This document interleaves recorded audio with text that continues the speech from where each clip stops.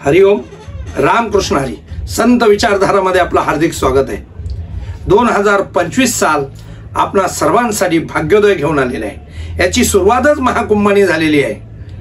महाकुंभ म्हणजे इतकं महत्त्वाचं आहे. कुंभ म्हणजे कलश.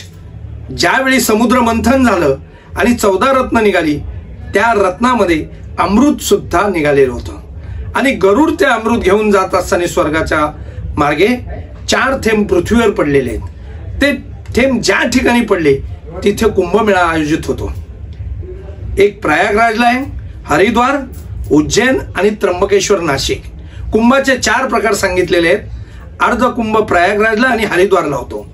पूर्ण कुंभ जो आहे तो हरिद्वार, प्रयागराज, उज्जैन आणि त्र्यंबकेश्वरला होतो. पण महाकुंभ आहे हा फक्त प्रयागराजला होतो.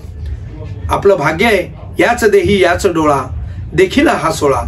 पुढच्या महाकुंभापर्यंत आपण असू नसू सर्वांना विनंती करतो की हा सोहळा आपण अनुभवावा आणि शाही स्नान आपण त्याचं आत्मसात करावं. शाही स्नानासाठी आपणास मी निमंत्रित करतो. शाही स्नान 5 दिवस आहे. एक 13 जानेवारीला आहे, 29 जानेवारीला आहे, 3 फेब्रुवारी, 12 फेब्रुवारी आणि शेवटचं शाही स्नान भगवान शंभू महादेवाच्या महाशिवरात्रीच्या पर्वकाळी आहे. आपण अवश्य याचा लाभ घ्यावा आणि आपल्या जीवनाचं सार्थक करावं.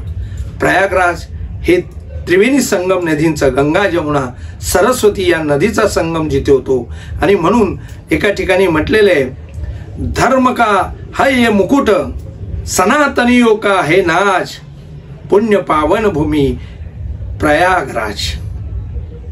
नाही का? कारण या ठिकाणी संगम आहे आणि म्हणून या प्रयागराजला फार महत्त्व आहे. मी आपणा सर्वांना विनंती करतो की आपण आवश्यक प्रयागराजमध्ये येऊन या सोहळा आपण डोळ्यांनी अनुभवावा आणि शाही स्नान निश्चित करावं. म्हणून मी पुन्हा एकदा आपल्या जीवनात हा सोहळा आलेला आहे म्हणून आपल्याला शुभेच्छा देतो आणि आमंत्रित करतो की आपण कुंभमेळ्याला जरूर उपस्थित राहावं. जिथे विदेशी सुद्धा लोक भरपूर प्रमाणात आहेत.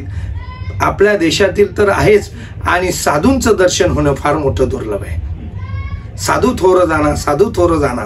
कारण साधू 12 हजारो वर्ष तपश्चर्या करणारे साधू येतात आणि ते आपल्याला पवन पावन परम असणारे साधू आपल्याला आशीर्वाद देतात, आपल्या जीवनाचं कल्याण करतात. साधूच्या दर्शनाने, नवे नवे स्पर्शाने, पदस्पर्शाने सुद्धा आपलं जीवन पावन होतं.